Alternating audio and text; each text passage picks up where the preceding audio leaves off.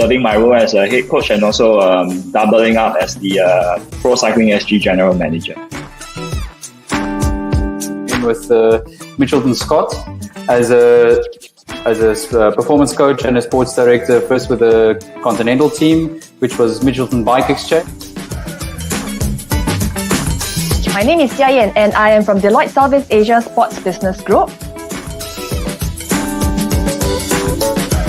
It's on how to better plan your training and recovery days going forward. To put it into context, I think the main principle is to try to get as much sleep as possible. Urine samples and analyze the hydration status of the riders.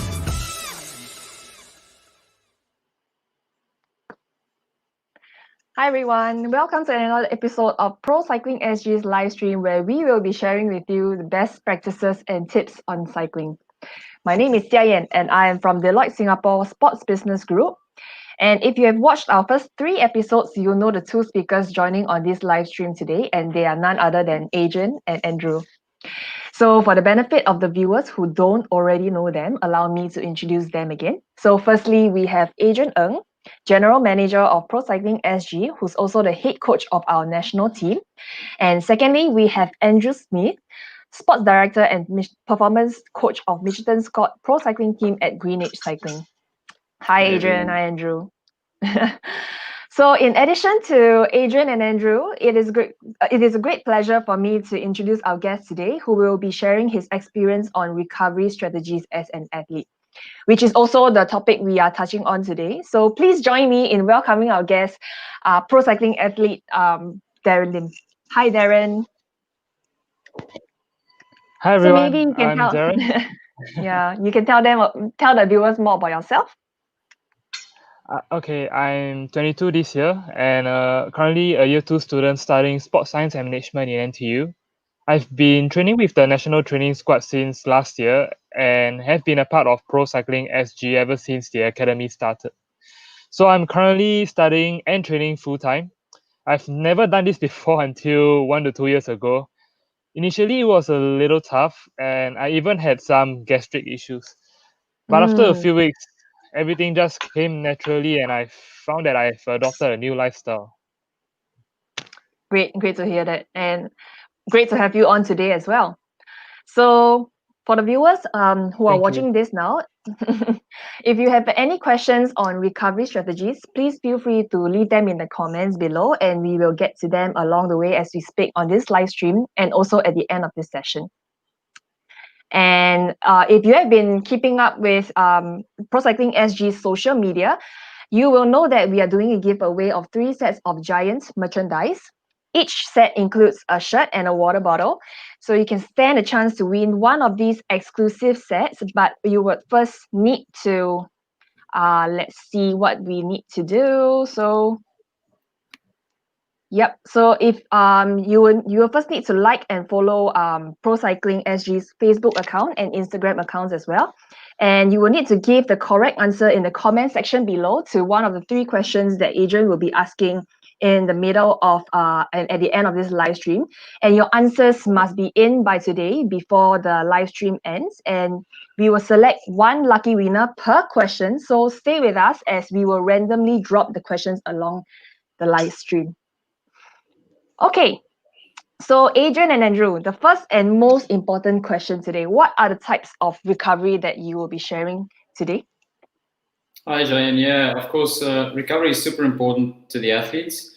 And I think we've touched a little bit on recovery, but we've spoken more about training and how to periodize your training and about intervals. So the recovery that we've been speaking about is more in the sense of rest between intervals, whereas where we're going to speak more in detail about certain recovery strategies that athletes or the listeners out there can actually take and do to actually help them to recover. And the reason why this is so important is because you want to be in your best possible state to perform the next training session. Or if you think about the stage races that we have going on, especially if you think about the current situation in professional cycling and with a restructured calendar due to COVID, we have such a compact season this year, and recovery and these strategies and following them properly is even more important than they've ever been. So We've got so many races in a short succession. Or if you think about a stage race, we have consecutive days of racing. It's really important to follow these strategies. So we're going to look a little bit into nutrition and certain things that you can do to aid in your recovery. Then sleep, of course. We're going to speak a little bit about massage and ice baths. And of course, those are the aspects that we're going to be covering. Awesome. So let's start on the first one then, nutrition. So Andrew, what food or beverage will you recommend athletes to take for their recovery? Yeah, Jane, it's really important that firstly, hydration is super important. So I think no conversation about nutrition and recovery is complete without hydration. So the first thing that I can tell you from the team's perspective and what we do in Mitchell and Scott is we normally at the big races, we have a team doctor present. And what they'll do is they take urine samples daily, and we will monitor the athlete's hydration status through the urine samples and also by taking daily weight. So that's just, it's not something that you can do at home. It's not a strategy that's really feasible for people to practice when they're at home. But the point I'm trying to make is that is the level of importance that we give to hydration. And I think it's really important for the athletes out there to also get to learn about themselves and learn about their body. And especially in the Singaporean context, we have really hot, humid days. Make sure that you are well hydrated after training. Andrew. Are electrolytes really important for hydration? Yeah, this is a good question. I think they're super important. When you're sweating, you're not just losing fluids, you're losing salts, and those electrolytes help to replace it. So they play two roles. I think the first role is in muscle contraction and to make sure that your electrolyte balance is proper and correct in your body. But also the electrolytes aid actually in the uptake of the fluid. So by just drinking water, sometimes you're placing a bigger stress on your body. I see. So yeah, by all means, drink water, but especially just after exercise and during exercise, the electrolyte drinks and let's call it the less concentrated carbohydrate, so the less sugary drinks are really important because they will also help you in aiding your recovery. So yeah, good question, Aaron. So yeah, if we can get back to the sort of nutrition and to Jayan's question. So first of all, really important what we take in after training.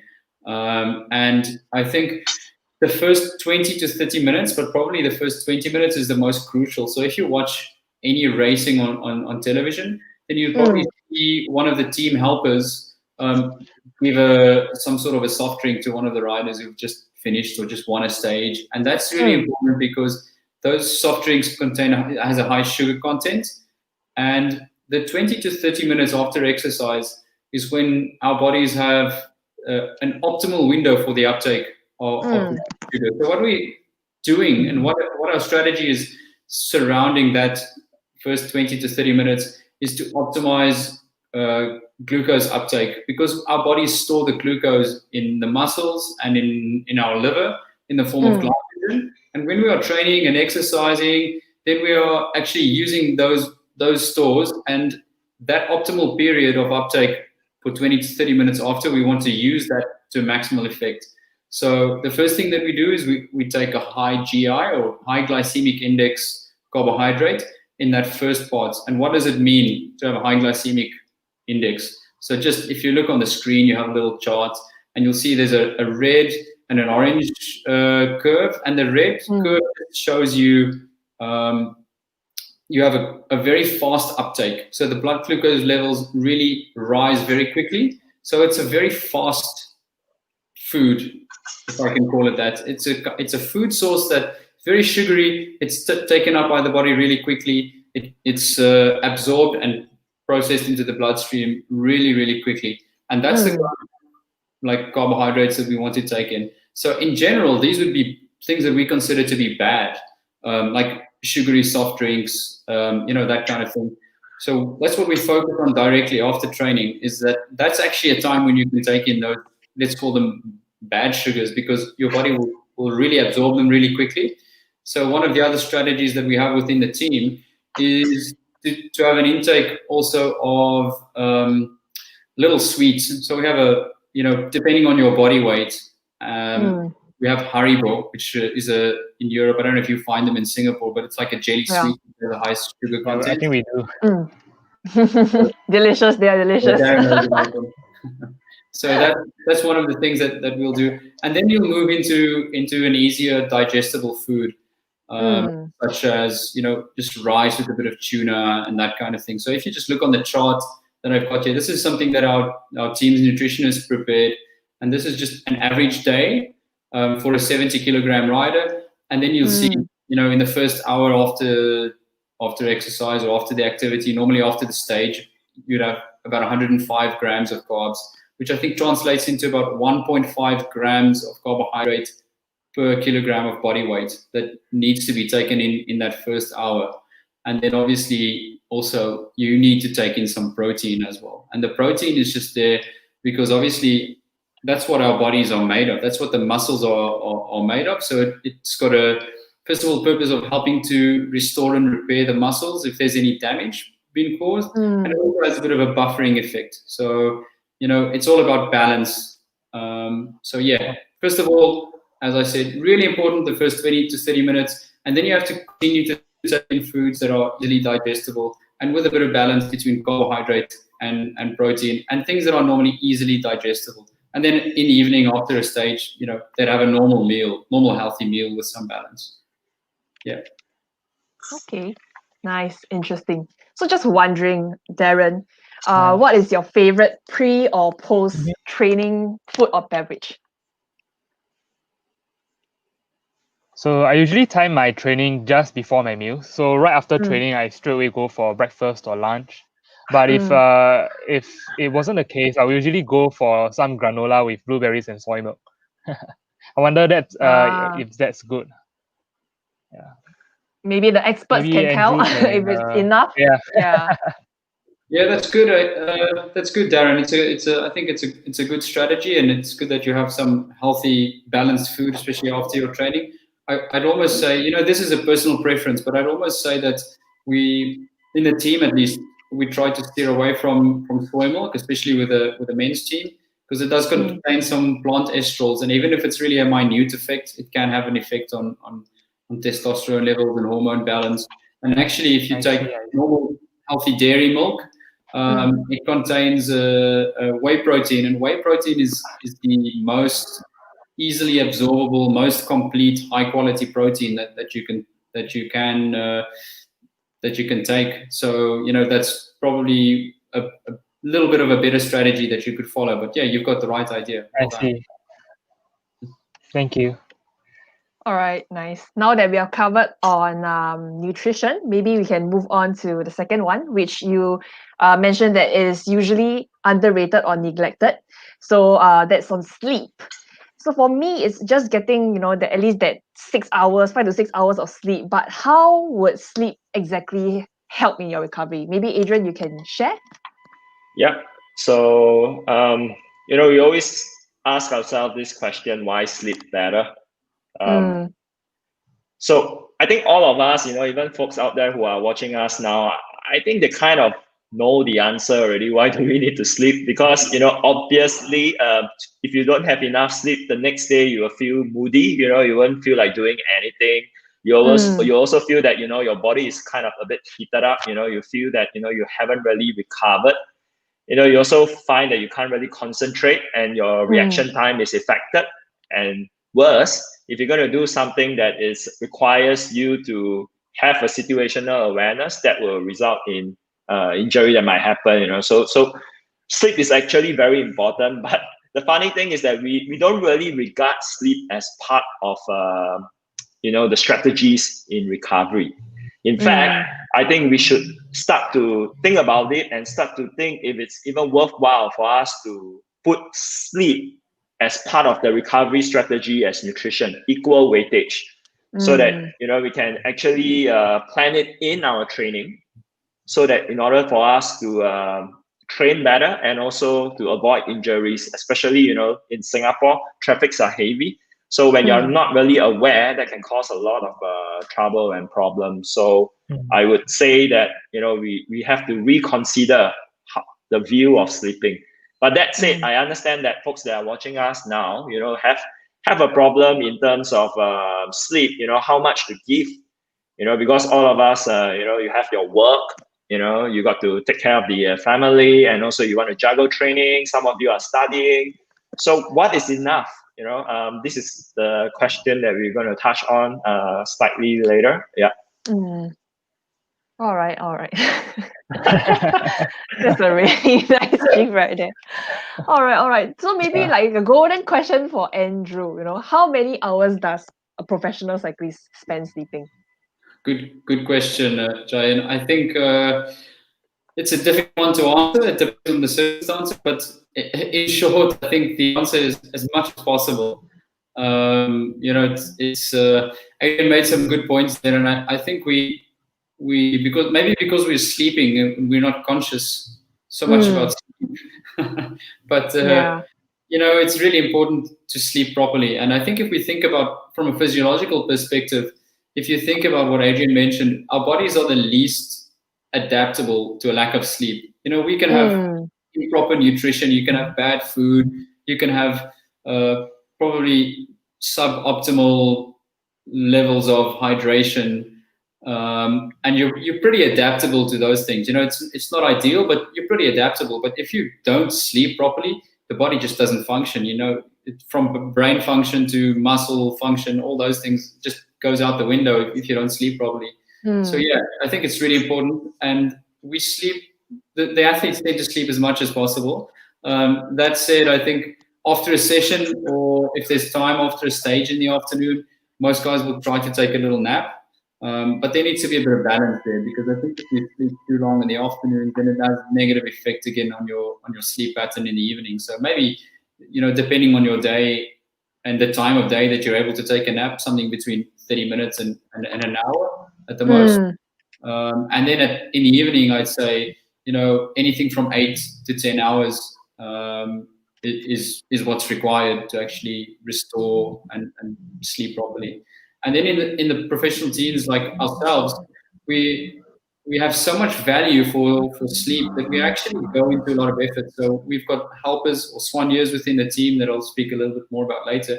And every single hotel that we have, that we go into in the grand tours, in the big races, we actually go in and we change the mattresses and we change the pillows. And we've got a company that sponsors us, Latex Co. So you've got an example there of some of the guys sleeping on their Latex Co pillows and mattresses, and you know, there's a bit of effort that goes into that, but it helps aid the sleeping quality. It creates a more hygienic, more immune resistant area to sleep in as well. So you know, all these things are super important. And just worth mentioning is sleep is the only time really when you're really in the deep sleep where your body actually naturally secretes growth hormone, and sleep quality is also directly correlated to testosterone levels. And those and the natural secretion of that is really, really important for recovery, for growth of muscles and recovery of muscles. So, you know, that's another reason why it's so important. I see. Andrew, I would like to ask, like, sometimes I find that when I train really late in the evening, I find it really difficult to sleep at night. I'm not sure why, but sometimes I even wake up really tired the next morning. I wonder if there's a better way I can go about it, because sometimes there are double sessions and I have to do my second session late in the evening. Yeah, good question, Darren. I think it's all about timing. So I think if you have a really late session, it's normally not ideal, because your body is secreting endorphins and you're kind of waking up the body in a way. So to get it out of that sort of excited state is really difficult, because you know, you need to shut down and you need to give yourself a chance to recover. So that's the first thing that I would look at, is just maybe look at changing the timing of your training sessions if possible, and try and do them a little bit earlier in the day. And then obviously from a nutritional perspective, there's a few things that we can do. So what we do in the team, for instance, one of the things that we do is we give the riders a cherry juice dark cherry juice supplement, which is naturally high in melatonin and helps aid as well as muscle recovery. So there's one thing you can do, and then obviously avoid having anything sort of, in the short period before going to sleep, the high sugar content or caffeine. I always try and avoid, myself personally, but also I try and get the message across to the riders to try and avoid during the latter part of the day. So let's say, after lunch or after 2 p.m., avoid having coffee or anything that contains caffeine. So, you always have people who say, oh, but I can sleep properly because, I have a coffee just before sleep every night. But actually, even if you're sleeping, it's been proven that it affects the quality of your sleep. And the quality of the sleep and the deep sleep, as we've spoken just about the hormone levels before, is so important. So try and avoid those things, the timing of your training, and that should help you. Okay, thanks so much, Andrew. No, talking about we have been talking about the quantity of sleep. So I from what I see, the quality of sleep is something that we need to value as well. So how do we, increase the quality of our sleep? Maybe Adrian, you can share. So, I actually found this little chart there from Singapore Sports Institute pretty useful. So we will try to share this on our Instagram, so guys can reflect back again, and on our social media. So, the light does help. That plays a part. I mean, common sense, nobody sleep with your light on, right? I mean, some do, but most of us would just really, black it out. And as what Andrew has mentioned, timing your workouts, you don't want it to be too close to your sleep, as that affects some changes, in your body. So you want to really tone down and bring down the mood, so that you want a very relaxed environment. So I do know that in some of the shops, they do sell some of these aroma candles that aids in sleeping. Some people who are more sensational can try that strategy, but if not, most of us, when you're off the light and when you are tired, I think best is to make sure that you are already close to your bed. So I think by now, most of people out there would have known your routine, roughly what time you are sleepy, what time you are awake. So if you are already in a pretty good schedule, then you want to try to follow that timing. But if you need to change the timing, just know that it will take a while for the body to adapt. Just like, you try to go to another country, there's different time zone. It will take you a while, to adjust to the time zone. So, I mean, if you are going to change the timing of your sleep, just beware that, it will take a while. It's not an immediate thing, and give yourself some time and be patient. And this is one of the example that everybody should aim for 10 hours, but I think in Singapore standard, it's impossible. Okay, so Definitely. 9 hours I think is also a bit hard, right? For Darren. Definitely. Darren, can you try? Have you ever hit 9 hours? No, right? No, hardly. Okay, so to be more practical, I think everybody should try to aim for 8 hours at least. Most of us would be around the region of 6 to 8 hours. As Andrew mentioned, when you're sleeping, there's a lot of physiological adaptation going on. Your body is repairing, and also through sleeping, there's a lot of things that are happening. So we can't underestimate, what sleep does for us. Yeah. Definitely, yeah. Now that I learned about this, definitely is something. What do you call it? I think from what I see in the diagram here, they say aim for 10, beat 8 hours. I think it's like aim for the stars, aim for the moon, and if you cannot, you just fall on the stars. So like, hopefully the stars is still 8 or 7 at least for all of us.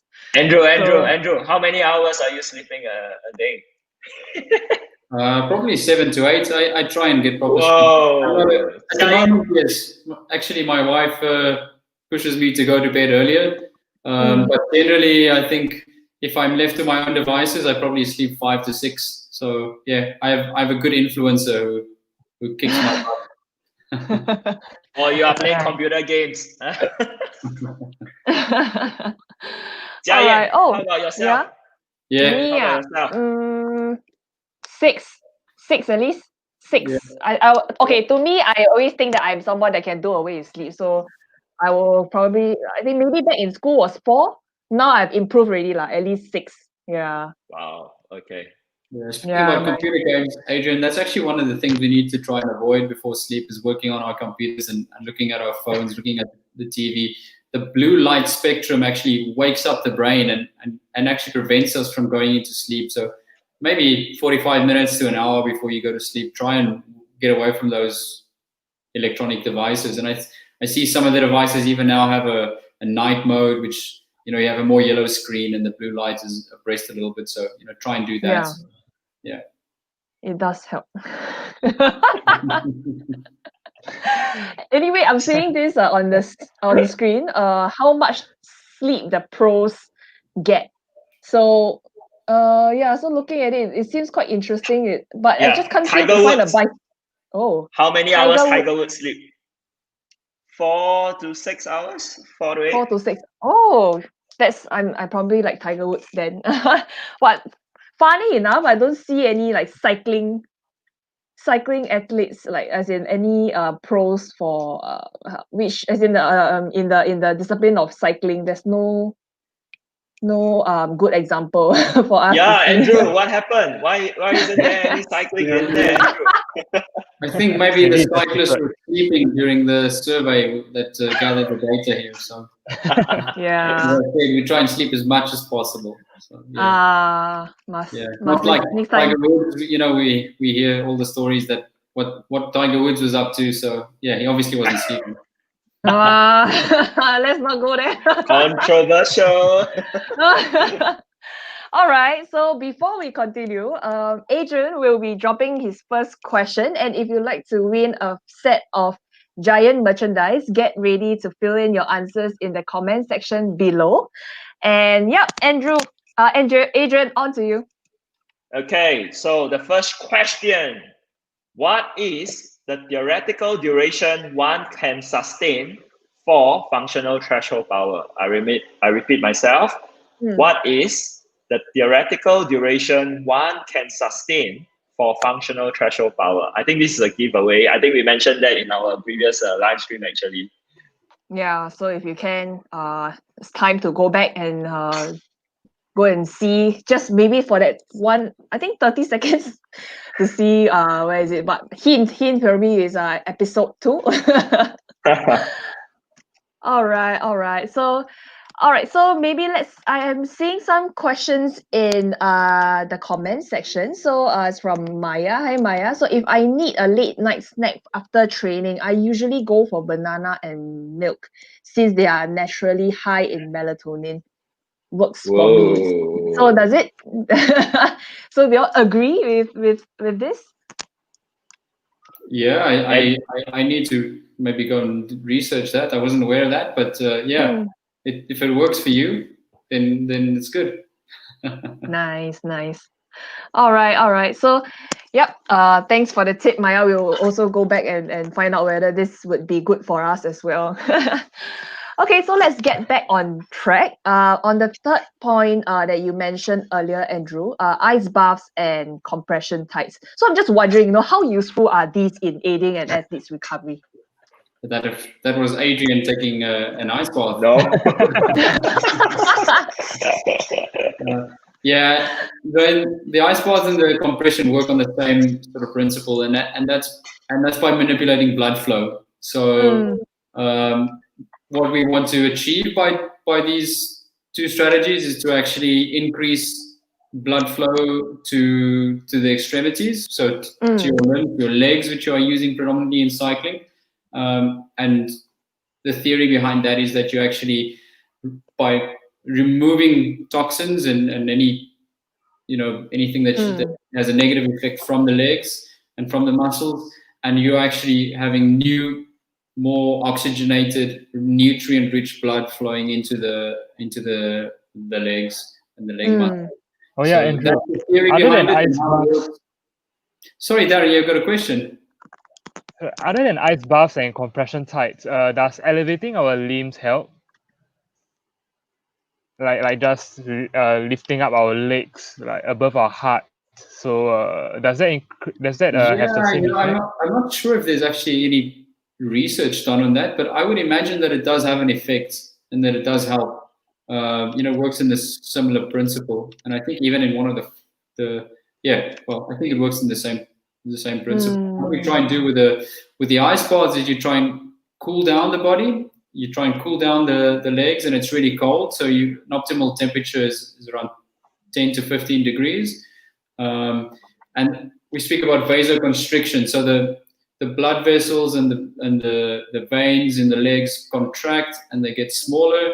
And by doing that, they push out blood. And then when you get out of the ice bath, what some people even do is we call contrast baths, and they go into a hot shower or a hot bath, which then make the veins dilate. So you have bigger veins, blood flows back into the extremities, into the leg, limbs, and muscles, and you've got new nutrient-rich blood coming in. So yeah, that's what we do with the ice baths. And as I said, contrast also helps. On the other hand, and also with the ice baths, you have the aided benefit of actually cooling the body. So I think in hot days or in hot climates like you have in Singapore, that's also important. From a practical point of view, it's not always really practical to do. I've seen some really creative ways of doing it. I've guys do it in bathtubs in hotel rooms. That's one way to give it a nice bath, I think. I once managed a team at the Cape Epic, which is a big mountain bike race, and what we eventually did is we went to buy a big trash can and we just disinfected it like a brand new trash can, and we just filled it with ice and water everything. And the guys got inside. So there's different creative ways of creating those ice baths, but not everyone likes them, and they're not always practical. In terms of the compression garments, they work in the same ways, and then in that they just apply pressure to the limbs, and I think those are super effective, especially when you're doing long travels. So if you're thinking about maybe you go to a competition in a different country and you've got a long flight to take, and you're sitting a lot and you're not moving around, it really helps with the blood flow. And I really find, even personally, that it helps with reducing water retention in the legs and all that kind of thing. So yeah, I think really important and quite effective as well. Oh yeah, Andrew, I'm also wondering what's a good protocol for the ice bath? Like maybe for our viewers, you can explain how long do we have to soak our legs, and like how do we do it? Yeah, good point and good question. I think there's a lot of protocols out there, and maybe the Singapore Sports Institute can help you with that. I also think that not going into an ice bath that is too cold. So I'd say optimally probably 10 to 15 degrees. If it's too cold, you get a little bit of a burning sensation, and it can actually cause some harm. So start off slowly. Start off with what you're comfortable with. Maybe 3 to 5 minutes. Get out. Maybe take a hot shower. Get back in for 3 to 5 minutes, and repeat 3 to 4 times. That's a good way to start. But like I said, there are other protocols and other ways of doing it. And then in the same way with the compression garments, there's a good and a bad way to do it. And I think having the proper fit is super important. If you have compression garments which are too loose fitting, you're going to have no benefit, and you might as well just wear normal socks. And on the other hand, you can actually cause some harm if they are not the right size. So really make sure that you get the right size of the compression garments as well. Interesting. I think when you're talking about ice baths, I think in Singapore, not sure whether it is something that is feasible, especially like when you don't have a bathtub at home. So far until now, I would say as an athlete for a good 15 years, I haven't tried the ice baths yet. So yeah, probably is something that I can maybe take your advice, Andrew, to find a trash can and then sanitize it. Giant. And then, yeah. Giant. Actually, Toys R Us, right? They got sell the baby bathtub or swimming pool tub. You can try that one. If it fits in your toilet, I think it works just as nice. And then you can inflate, and then once you're done, you deflate it. So yeah, you don't need to have the full size one, but maybe half a size. You can check it Okay. out. Yeah. Okay. Oh, I didn't think about that, but yeah, I could possibly look into doing that. I mean, All sorts I of just creative ways to do the ice bath. I've seen some interesting things. Take a picture, Yeah. Jia, when you are doing that before your next marathon, and then send it to Oh, us. yes. I'm not sure whether when I will do another marathon, but yeah, I would definitely try it after. Sounds like a good idea. Okay, so maybe let's move on to the next recovery tactic. You mentioned massage. So I'm just wondering when and how often should we do it? Maybe Adrian, you So, can share. so, so massage, right? I think for folks out there who are listening to us, if you haven't tried it before, you got to view it like how you approach your training. You got to do it slowly and systematically. You don't want to do it just before your event or race. There's a difference between sports massage, or some people call it Swedish massage, and also your normal massage. Okay, what sports massage do is it specifically targets certain areas and it really goes deep, to actually work on the spot where you have tight muscles. Now, for those who haven't tried it before, what you get is the next day you'll feel that your body is a bit sore. So that's why you got to be a bit careful and do it systematically. And if you haven't tried it before, you want to do it like maybe a few months or maybe 1 to 2 months before your event, and you see how your body feel. If 2 weeks towards the important event and it's your first time, I would suggest be careful and better not, because we don't know how you will react to it. You don't want on the day of the event, you're feeling your body sore, like you just had a hard training, but actually it's all the person is just releasing your knots on your muscle. So just approach it carefully and take it like training for those who haven't done it before. For those of you who have been doing it regularly, just like the pros does it regularly, I guess by now you roughly know how your body feel at which point of time you would need to do it. So there isn't a hard and fast rule. Everybody is different according to our context, our own schedule, and our working time and training time. So maybe Andrew, you'd like to share a bit on how the pro does it? Yeah, exactly, Adrian. I think I mentioned earlier that in the professional teams we have soigneurs in the team. So soigneur is a French word, and it basically translates to carer. And these carers are people who do just about everything what we've mentioned. They would be the ones who go into the hotels and they change the mattresses and they put our special latex co-mattresses in there. The guys or the girls who stand at the finish line with the recovery drinks and with the sodas and hand them out. They're the ones who prepare the recovery drinks and meals. And also they're the people who do the massage. So really, really, really important within the team. And if you think about the grand tours, like the Tour de France that's finished, or the Giro that's on at the moment, or the Vuelta that's coming up, we'd have a group of staff of 20 to 25 people on the tour, and a big part of them will be soigneurs, and they play such an important role.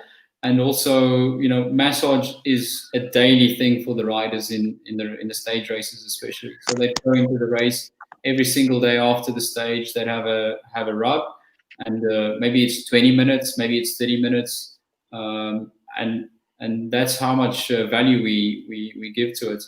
I think it comes in two parts. I think Adrian is absolutely right. You never want to try something new before a race, and also the massage itself has works on the same principle as it enhances blood flow and all those kinds of things. But there's also the psychological effect. Just the relaxation of it, just calming down, having a moment where you can just relax within your own thoughts and maybe almost get away from all the craziness of the race. So in that sense, it's really important.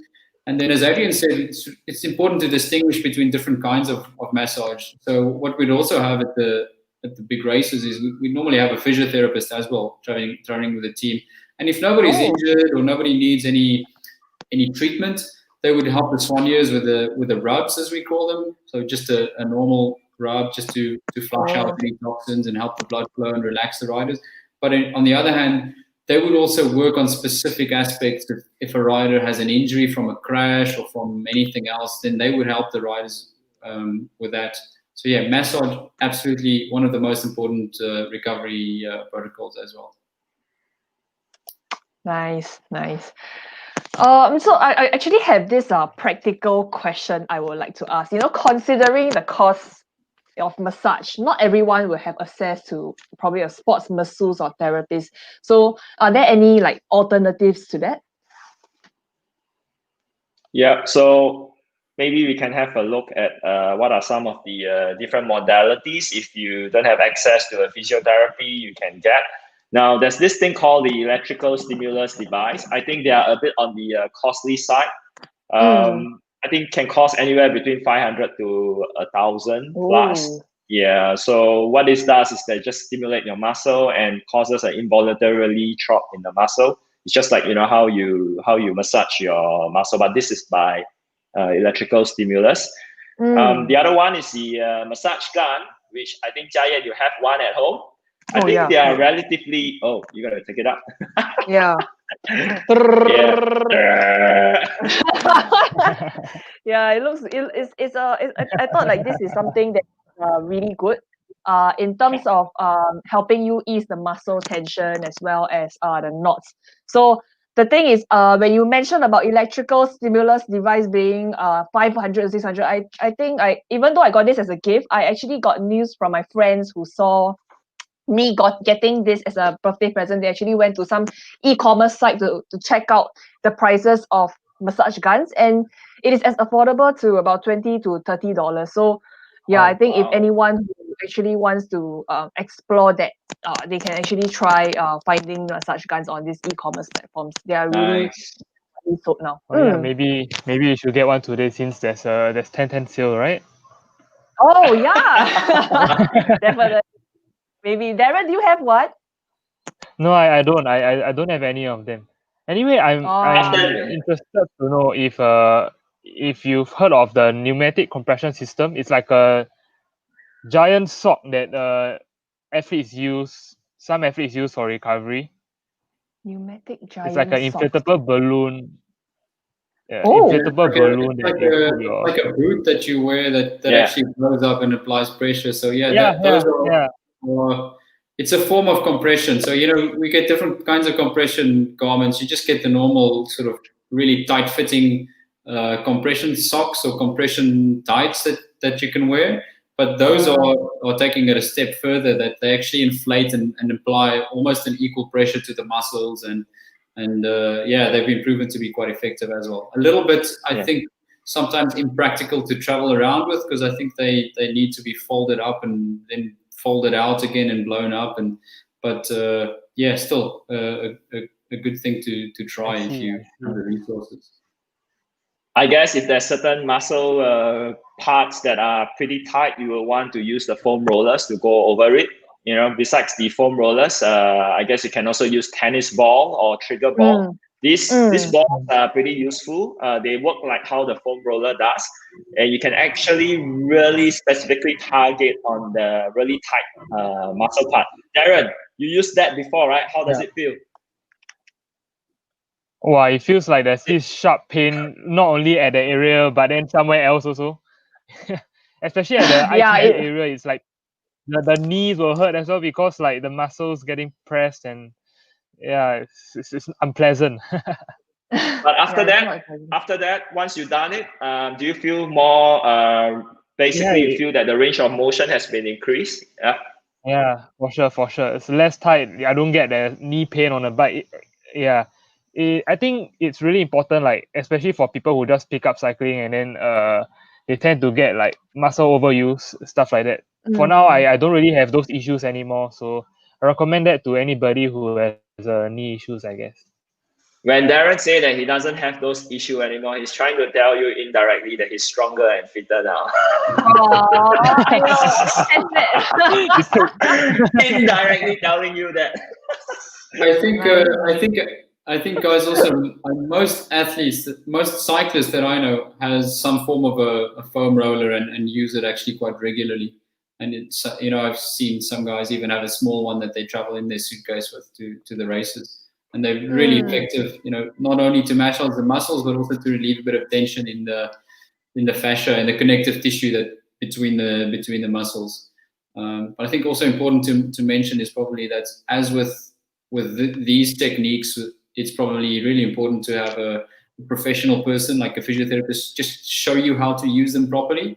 Just the same goes for the nutrition, that you have don't just go out and do things maybe before, or if you have any problems and if you have any questions, speak to a registered dietitian to help you out. The gifs are really cute. Okay. I think, let's touch on the last recovery tactic that we have today, active recovery. So I actually had this burning questions on this, because it kind of remind me of my days in JC, where my teammates and I were encouraged to do that on our rest days. So I actually never got to question this, because I was just following the crowd, and but I just thought that rest days are meant for resting. And when I say rest, really rest, no physical activity. So I would like to ask, when do we know when to do which? Okay, so just to put it into context for our folks who are looking at this live stream now, I guess everybody is not a full-time athlete. You have a job, you got to take care of your family, you got to do chores, you got to bring your kids to school, you got to juggle training, and some of the students out there are still studying. So you are really limited by time. And a lot of people don't really realize that, actually you need to prepare quite a number of things before you go out and cycle, like, for example, your helmet, your shoes, your socks. You need to make sure you wash and prepare them before, bring it to the laundry. If you've got only 2 sets of cycling gears, you got to actually plan properly. And that takes a lot on your mental capacity out of you, to prepare all these things, So if that is really affecting you, then I would suggest that, when you have a recovery day, then just really rest the whole day, because resting is not just about your physical, it's also on your mental conditioning as well.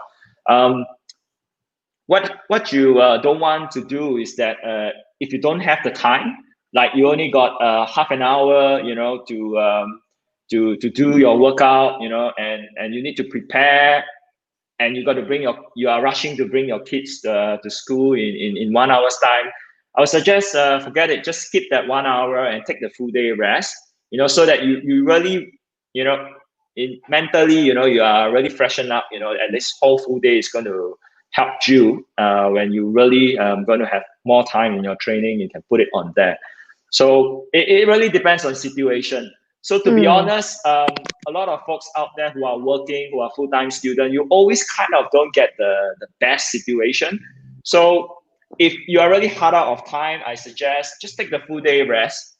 Okay, but there's also time when you should do your active recovery. Like for example, if you have like 1.5 to 2 hours to spare in between your hard days or your interval session, I would suggest you can slot one in between an active recovery.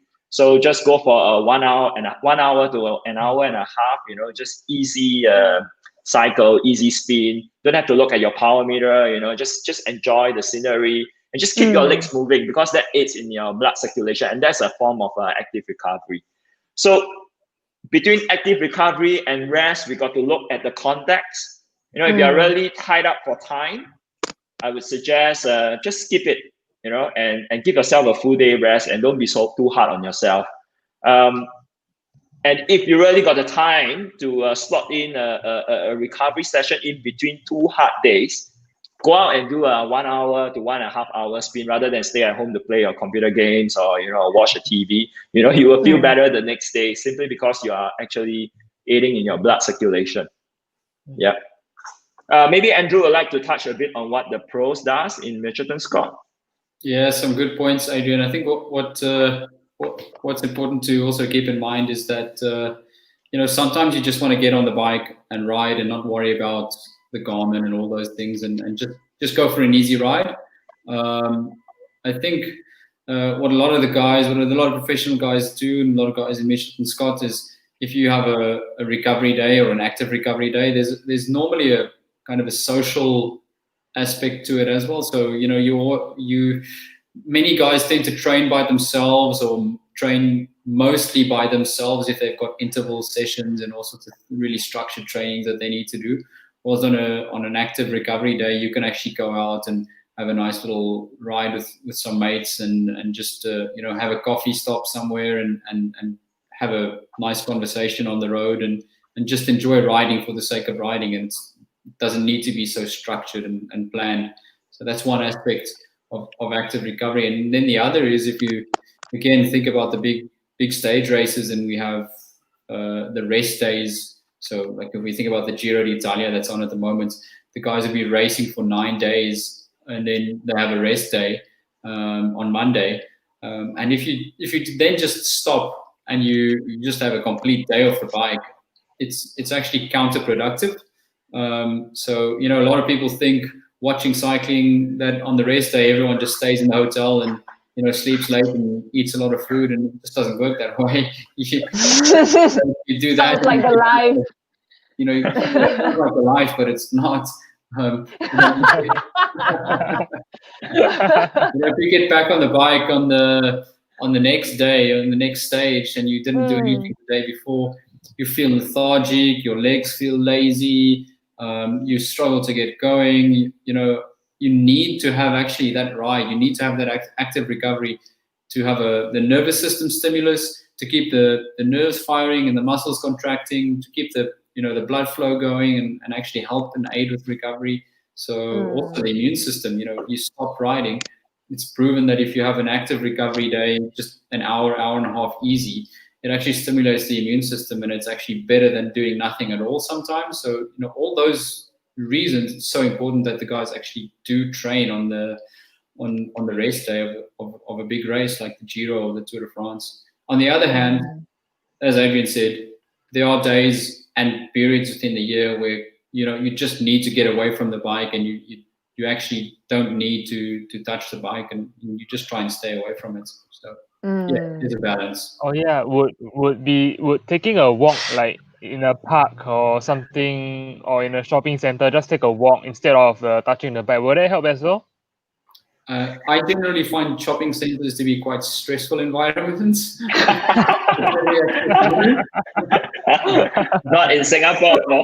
Especially, I know my wife is watching, so especially when my wife has my credit card, that's even more stressful. Oh. I see. Danger. Yeah, Darren, I think just going for a walk, really important. If you have a race day and you don't want to get on the bike, and you don't have an important race or stage the day after, there's nothing wrong with going for a walk. And I know you've got some nice scenery, nice parks, and nice, next to the ocean or the marina or whatever in Singapore. Get some fresh air, keep the legs going, and it's a different kind of exercise, different kind of stimulus. So yeah, that's a good idea. Great. I also will be taking that into account in case I don't run as often. Probably it will be good to get off the couch just to go out for a walk. Yep.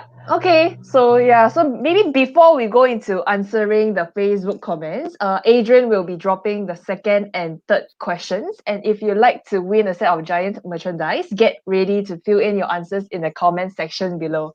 So Adrian, on to you again. All right. Sound the drum roll. Okay, second question, ladies and gentlemen. What is the brand and model of the bike that ProCyclingSG athlete use? I repeat, what is the brand and model of the bike that ProCyclingSG athlete use? Third question. Our beloved moderator, Miss Lin Jia-Yan, works in Deloitte, but what team is she working in? Let me repeat the question again. Our beloved moderator, Lin Jia-Yan, works in Deloitte, but what team is she working in? Is she in the cleaning department? Or is she in the food department? Or is she in the carpentry department? Oh, sorry. I'm way out of line already. Okay, yeah. So if you haven't catch the questions, we actually pinned it in the comment section. So just have a look, and even if people has already answered, you still have the chance to win a set of Giant merchandise. Because we will randomly select our winners. So do not give up if you see the correct answers in the comment section. Okay, so maybe I'm actually looking at some of the questions that we have. I think one of them is directed at you, Darren. It's from Alester. Hi, Alester. Darren, how Ooh. did it feel doing the ice bath? So, do you recently do one? I think he's Darren, are you mute? It's too painful to talk. Oh, man. And it Okay. Seems like the ice bath has delayed his Yeah. speech. Frozen his screen now, I think. Yeah. sometimes not my as head frozen just as- for the small clip. From and my then- experience, I know that the ice baths are very effective, but they're actually I'm not a big fan. It's sometimes it's very unpleasant. It's Is it working almost now? painful. Darren, yeah, it's working now. You can answer the back? question. Hello. Yes, yes. Hi. Carry on, Darren.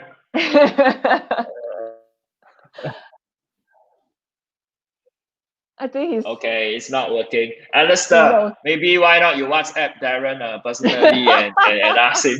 Yeah, I think you will get a less ice bath reply. frozen answer. Hi, from is Darren. it working now? Yeah, Yeah, it's working now. Hi. Yeah.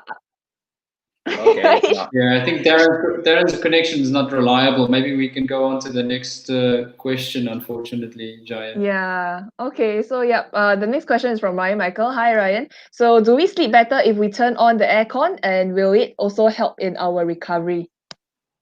Andrew? Yeah. Any of you? Good question. I think that's very much dependent on what temperature you're going to switch the aircon to and what's the outside temperature. I think everything needs to be done in moderation. I know that some people like their rooms freezingly cold, and it's probably not the best thing. You can actually, it's not healthy, or too hot is not healthy. So you need to try and find a little bit of a mild balance somewhere, and creating a nice, favorable environment for yourself to sleep in is the best answer I can give to that question, I think. I guess living in Singapore, the weather is pretty hot and humid. I think sometimes if it's really hot, it can go above 34 degrees. I think it makes sense to on the aircon. It just simply, it helps you to be able to sleep in a much cooler environment. Putting in context, in Singapore context wise, yeah. Yeah, that's it, Adrian. I've been in some countries where no matter what I did, whoever came into the hotel room to clean the room always set the temperature on the minimum, and it'd be like 14 degrees inside. So there's a balance. Nice. Oh my gosh, I think I will never be able to sleep in that in that temperature. I think. Ooh. Yeah. Ooh. Yes. You'll be like this. Okay, we have another question from Shuling. Hi Shuling. So the question is it better to drink cold or hot water after an exercise? Yeah. There's a myth. I'm not sure whether it's called myth in Singapore, but we always say that it's best to not drink cold water after a really hard or intense training, because it would decrease your stamina. So maybe Adrian or Andrew, is this a myth or is this the truth? It's probably a bit of a myth, but there's some truth to, I think, not drinking too much cold water or anything too cold at one time. So it's just, if you just think about drinking a really, really cold drink and you just chug it all down at once, and you have this huge amount of cold liquid going into your stomach, that can be actually quite negative, and actually cause some gastric problems. So you don't want to have too much of a too cold drink at one time, That said, after training, your body is kind of shutting down and returning to normal, and the blood flow to your gut and your stomach is returning to normal. So I think it's not a bad idea to have a cold drink, but do not drink too much of a too cold liquid all at once. There's a fine line, I think. On the other hand, if you drink hot water, you're not really cooling the body, and you can also, it's like having soup or something on a hot day. You're going to actually increase the body core temperature. So one of the things we want to do is to cool down the body. So yeah, there's a fine line with that. Okay. I think it's just finding the right mix, right balance, I guess. Yep. So we have a question from Freddie. Yo, hi Freddie. So if we do not have these toys, I think he meant the alternatives to massage. Yeah. What would be a toy basic? equipment, yeah. Yeah. What would be a basic post-ride stretching we could do? Maybe I don't know. Maybe Adrian can take this. Okay, so maybe what we can share in subsequent in our social media is to share some of the stretches that our cyclists normally do. I think now it's a bit difficult to get Andrew to demonstrate for us. So we will share in our between our subsequent streams to put out some basic stretches in our social media. So do stay tuned to to watch out for it. Yeah. Yeah, I think Adrian, with us in the professional team in Mitchelton Scott, it tends to be something that's very personalized. Just thinking about, we have different body types, different muscle types. People are tight in different places, and if you think about doing things in an optimal way, stretching the wrong muscles, can actually have a detrimental effect. So that's one of those things where you probably want someone to help you, just to give you a little bit more of a personalized routine of stretching. I think there are some basic things that everybody can do, but at the same time, if you're looking at doing stretching, maybe invest a little bit and have a session where someone does a bit of an analysis and gives you stretches that are actually tailor-made for yourself. That would be probably the best way to go to do that. Yeah, and I guess there's a lot of physiotherapists out there who are very highly qualified, more qualified than us in Singapore, that will be able to help Freddie, to make a customized stretches depending on which part of the muscle is tight. So I think, the best way is, of course, visit a physiotherapy and get your tight muscle or problem sorted out.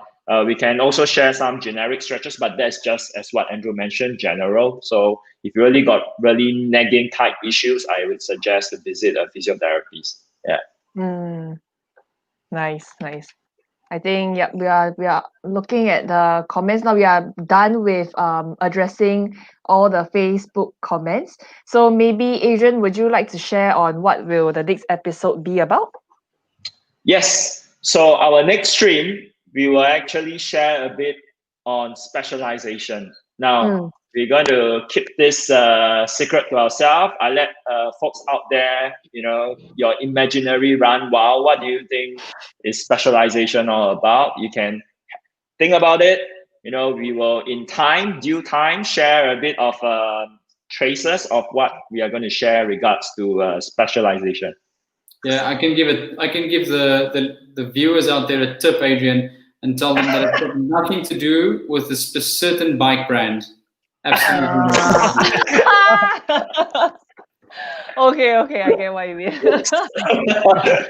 Okay. This is really interesting. So we hope that the viewers are excited to tune in to hear what you both have to share in the upcoming episode. And for the viewers out there, if you have any questions on what Adrian has mentioned earlier on specialization, do leave them in the comments and we'll take it up in the next episode. So I would like to also thank Darren for being on the live stream with us today. Learn quite some tips from you as well. So maybe let me wrap up with all these tips and tricks shared by Adrian and Andrew. We hope that it has given you some insights on how to better plan your training and recovery days going forward. Hope everyone enjoyed this live stream with us today. And before you go, make sure to like and follow ProCyclingSG on social media at the following handles you see below, and share this video with your family and friends, regardless of whether they are beginner or seasoned cyclists. So thanks again for joining us today. Stay safe and stay healthy. Bye-bye. Bye.